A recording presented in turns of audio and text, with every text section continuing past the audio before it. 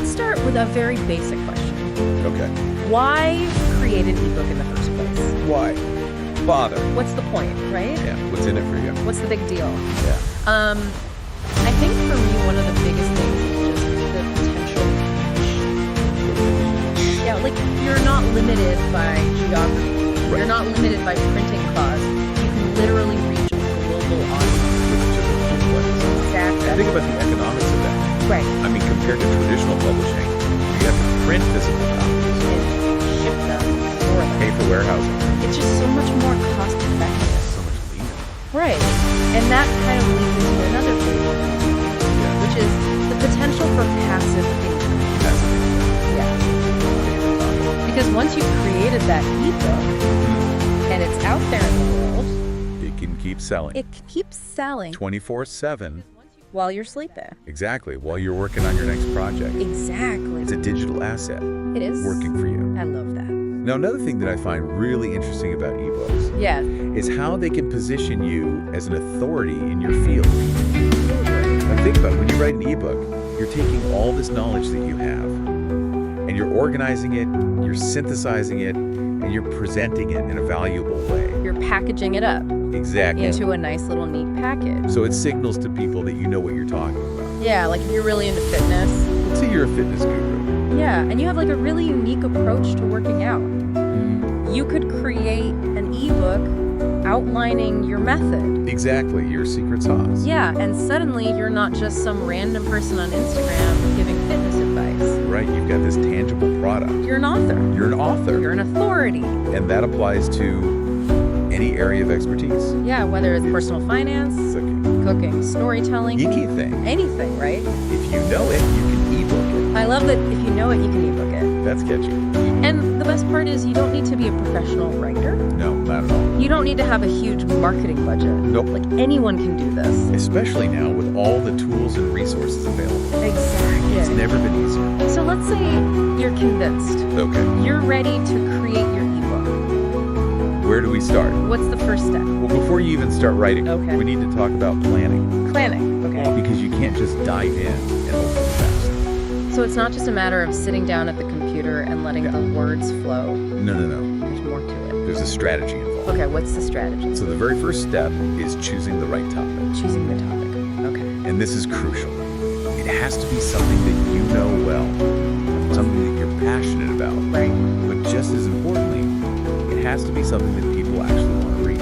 So there needs to be an audience. There needs to be demand. How do I figure that out? Well, think about the problems that people in your niche are facing. What are they struggling with? What questions are they asking? Okay, so I need to put myself in the shoes of my ideal reader. Exactly. Okay, and are there any tools that can help me with this? Absolutely. There's some great resources. Like what? Well, Google Trends is a fantastic tool. Google Trends. You can see what topics are trending upwards. Oh, interesting. You can also look at bestseller lists on Amazon. So see what's already popular. Exactly what's selling well In my niche? in your niche. Okay, cool. And don't underestimate the power of social media. Oh, yeah. Talk to your audience. See what they're interested in. Ask them questions. Engage with them. Okay, so it's a mix of looking inward at my own expertise and then looking outward at what the market needs. Exactly. Finding that sweet spot. Okay, so once I've got my awesome topic, what's next? Next, you need to create an outline. An outline. Think of this as the skeleton of your ebook.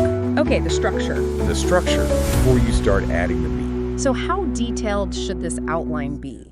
As detailed as possible. Okay. Break your topic down into logical chapters or sections. So it's like a roadmap. Exactly, for both you and your readers. And this makes the writing process less scary. So much less scary. Right, because instead of staring at a blank page, I have these smaller chunks Bite-sized pieces. to tackle. Exactly. Okay, and speaking of tackling things, we mentioned earlier that ebooks don't have to be these massive tomes. No, they don't. Can you expand on that a little? Sure, so often less is more. Less is more. A concise ebook that delivers real value can be much more impactful than a long rambling. So it's about quality over quantity.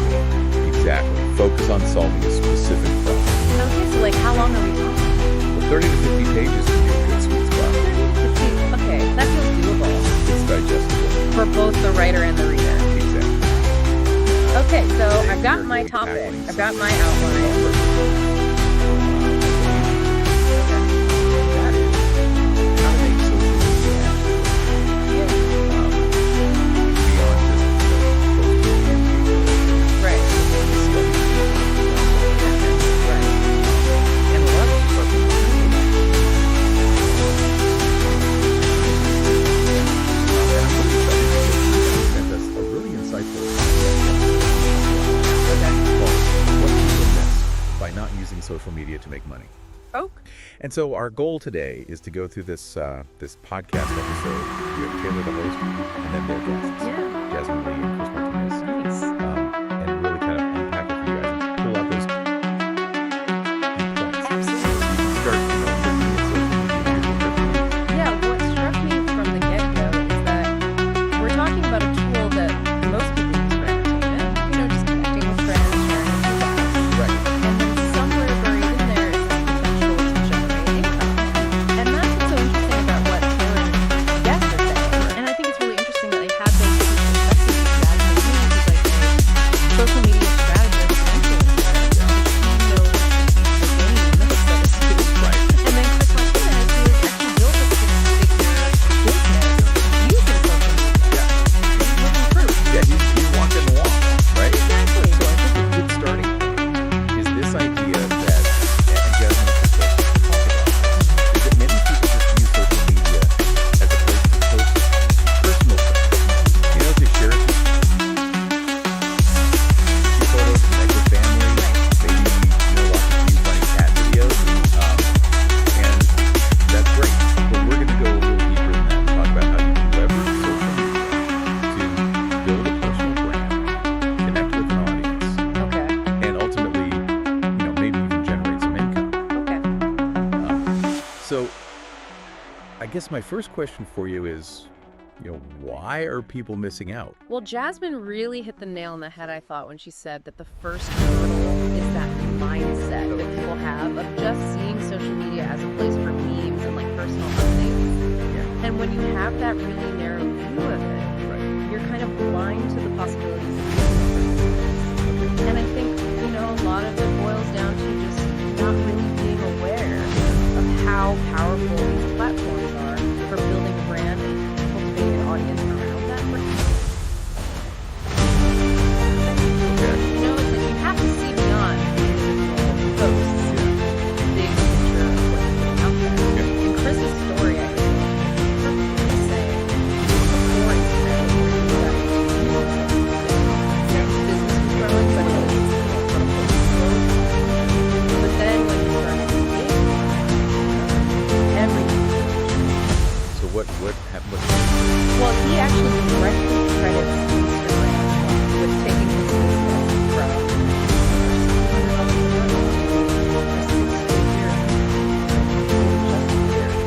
and that, I think, really emphasizes what Jasmine was saying about how people just underestimate how many different ways there are to make money Right. on social media. Okay. It doesn't matter if you're into photography or cooking or fitness. Okay.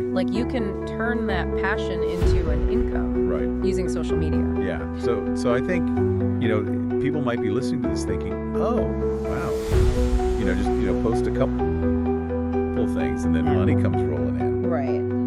But I have a feeling that's not exactly the case. Yeah, you're definitely going to have to do a little more than that. Okay. Both Jasmine and Chris were very clear about the fact that you need to be strategic Okay. and you need to be consistent to Okay. actually see a financial return. Okay. It's not passive. Right. You have to actively create content and engage with people. Okay. It's like planting a seed. You got to water it regularly if you want it to grow. Gotcha. So you're not going to just post a picture of your cat and then all of a sudden you're rolling in it. Right, exactly. Okay, so we've identified some reasons why people might be missing out. But now let's talk about one of the really big advantages that they talked Okay. about. And that is the power of reach. Yeah, and this is where it gets really exciting. Yeah. Because social media basically gives you access to a global audience Wow. at a very low cost, Yeah. often for free to start. Right. And when Chris was talking about how things were before Instagram, local businesses were limited by geography. Right. But now you can connect with people all over the world who share your interests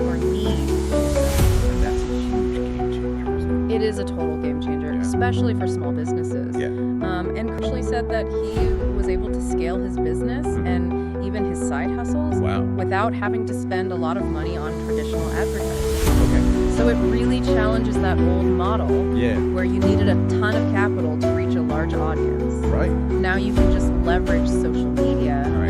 and let your talent and your value speak for itself. Okay. It levels the playing field. Yeah. I mean, we see these influencers with millions and millions of followers, and I think that can be really discouraging to people. Absolutely. I don't have a million followers. How am I ever gonna get to that point? Right. But Jasmine kind of debunks some of those misconceptions, I She did. think, about needing millions of followers. Yeah. One of the biggest myths out there is that you need millions of followers to make money. But Jasmine pointed out that micro-influencers Okay. who typically have between 10,000 and 100,000 followers can be extremely effective. Okay. Why is that? Because it's not always about the sheer number of followers. Micro-influencers often have very engaged communities Okay. built around specific interests. Okay. And that means their recommendations carry more weight Interesting. because there's a higher level of trust. So you don't need millions of followers Yeah. to make a real impact. That's really good to know. Yeah. So, they also talked about the idea that making money on social media is effortless. Oh, yeah. The myth of easy money. Easy money. All right, yeah. You just sit there and the money rolls in. Exactly. So is that actually true? Not really, no. Okay. Both Jasmine and Chris were very clear about the fact that Okay. while social media does provide a low barrier to entry, Okay. you still need to put in the work. If you want to be successful, and that means consistently creating valuable content Mm-hmm. and engaging with your audience, Okay. it's not a get-rich-quick scheme.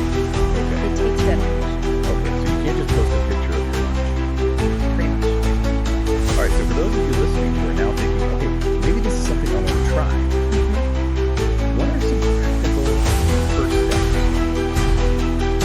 Chris had some really good advice. Okay. The first thing he said is to identify your needs. So ask yourself, what are you passionate about? Okay. What value can you offer to others in that area? Once you've got that figured out, Okay. you can start creating content. And this doesn't have to be anything super complicated, especially when you're just starting out. Chris said that you don't need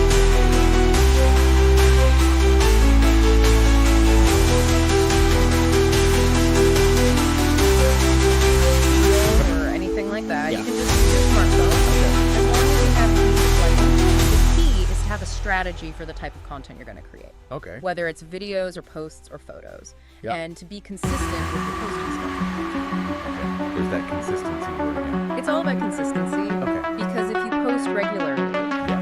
you build rapport with your audience and you stay consistent. Okay.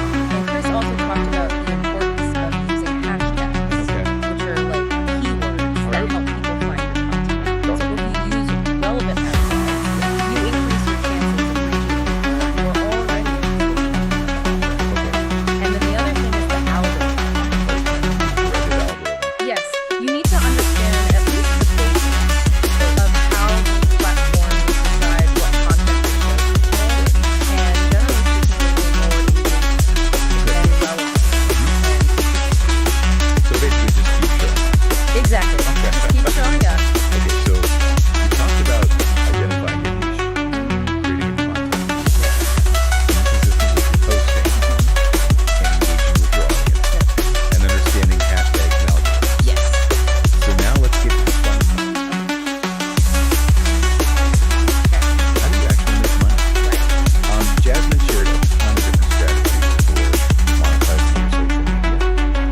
So the first one is pretty straightforward.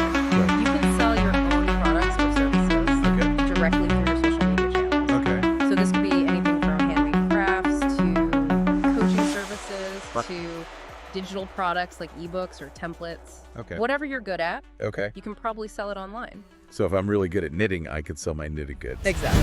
Okay. And then another popular option is partnering with brands for sponsored content. Okay. Sponsored posts and things like that. Exactly. So if you have an audience that aligns with a particular brand, Okay. they might pay you. To create posts or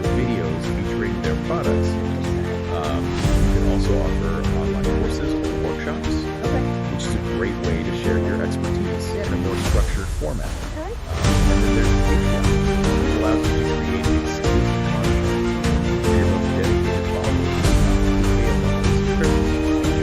And then finally, there's affiliate marketing. Oh, I've heard of that. So basically, you recommend products or services to your audience, and you earn if they make a purchase. So I don't have to have my own product. Exactly. I can just recommend someone else. Yeah, it's a great way to monetize your reputation. Wow, so there's really a lot of options. It's not just about being an influencer and responding to posts. Right. There's a lot of that. There are a lot of different ways to make money. Okay. And one thing that Jasmine stressed is that, Whatever strategy you choose, okay, you need to make sure it aligns with your audience. okay, Like, don't try to sell them something they don't care about, right, because that will damage your credibility okay, and it will erode trust. yeah, because they can see right through that, can't Oh, they? absolutely. Yeah. Okay, so with all these opportunities out there, Mhm. there's got to be some common mistakes that people make. Oh, yeah, definitely. And Chris talked about a few of those. He did. So what are some of those pitfalls that we should avoid? Well, the first one is trying to do too much too soon. Okay. Like, don't try to implement every monetization strategy at once. You need to focus your efforts. Okay. And you don't want to overwhelm your audience. Yeah, you don't want to scare them away by trying to sell them everything. Exactly. And then the other big mistake is chasing every trend Okay. or constantly trying to sell something. Okay. Because that makes you look inauthentic and people can smell that a mile away. You need to focus on building trust Mm, by sharing valuable content right. before you start pushing sales. Okay. People are more likely to buy from someone they trust, someone who's providing them with value, Well, not just trying to make a quick buck. so find that balance Exactly. between providing value and then asking for the sale. Right, okay, it's a delicate balance. Okay. And then the other thing that they both mentioned was patience. Yes, patience is key. It's very rare to see overnight success. Building a loyal audience and generating a consistent income Yeah. takes time and effort. Okay. It's a marathon, not a sprint. Okay. So for our listeners out there who are feeling inspired, but maybe a little bit intimidated, Yeah. what were some of their final words of encouragement? Well, Jasmine said, just start.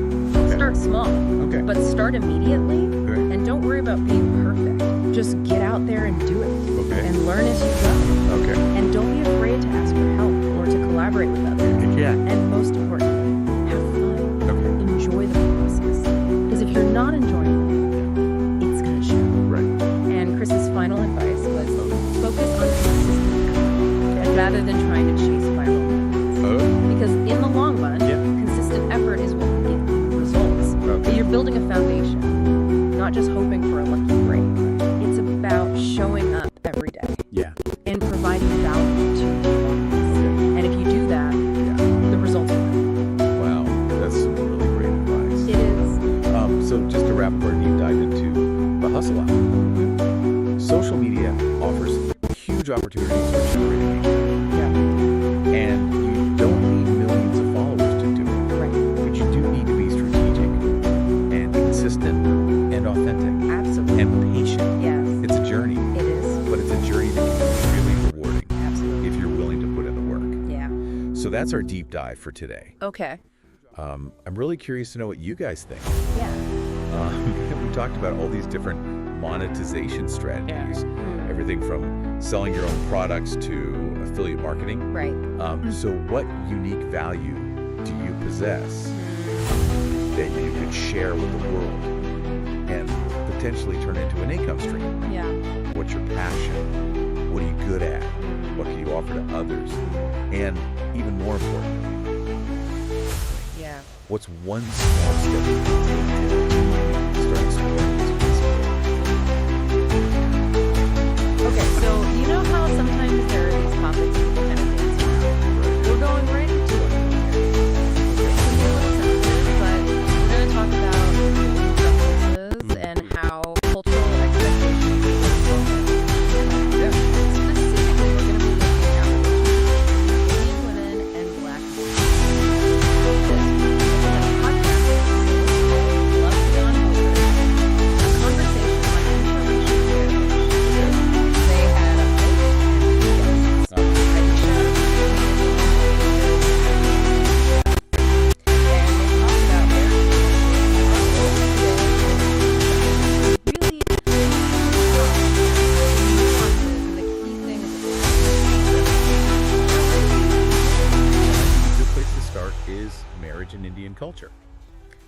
Yeah, I actually had some interesting points about that. Right. And it's important because it really frames everything else we're going to talk about. Yeah. So she explained that marriage in Indian culture, it isn't simply two people falling in love. Right.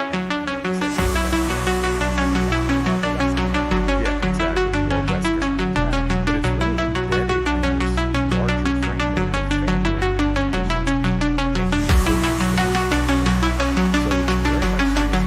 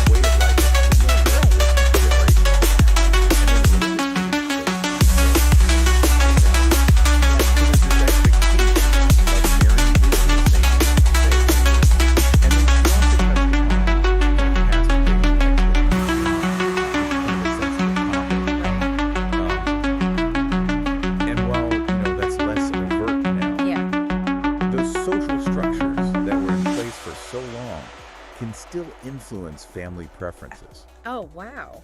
So it's very layered.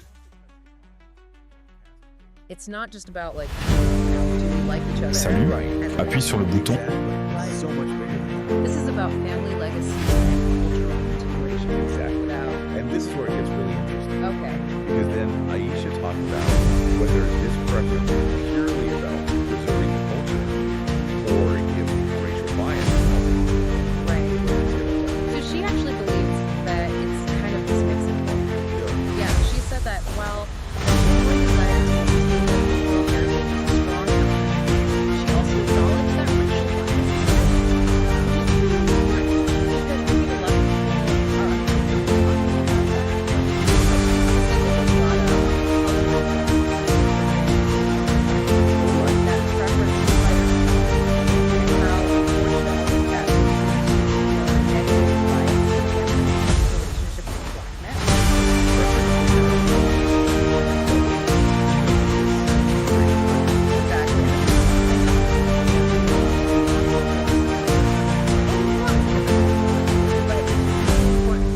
is that this isn't how all Indian women feel. Right. Aisha was very clear about that. Okay, good. That many Indian women question these traditional norms, and they are open to relationships regardless of race or skin color. That's good to hear.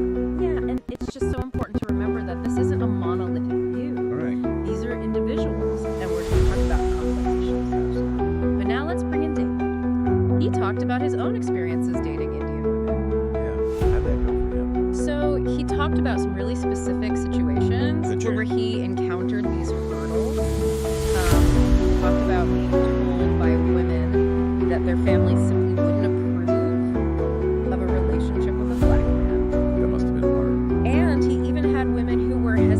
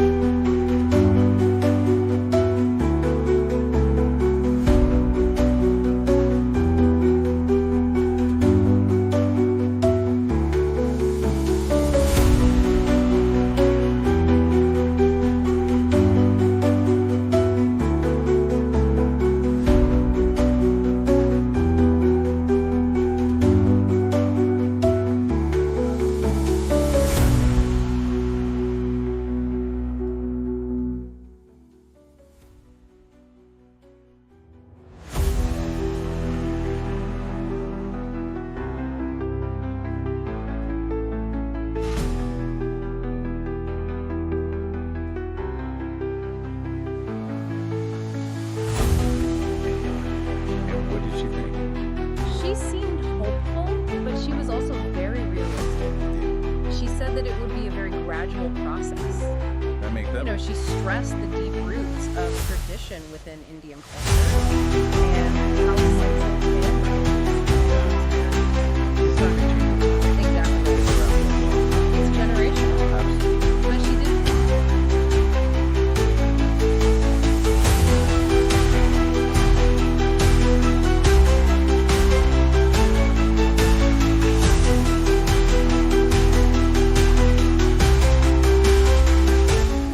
Did point to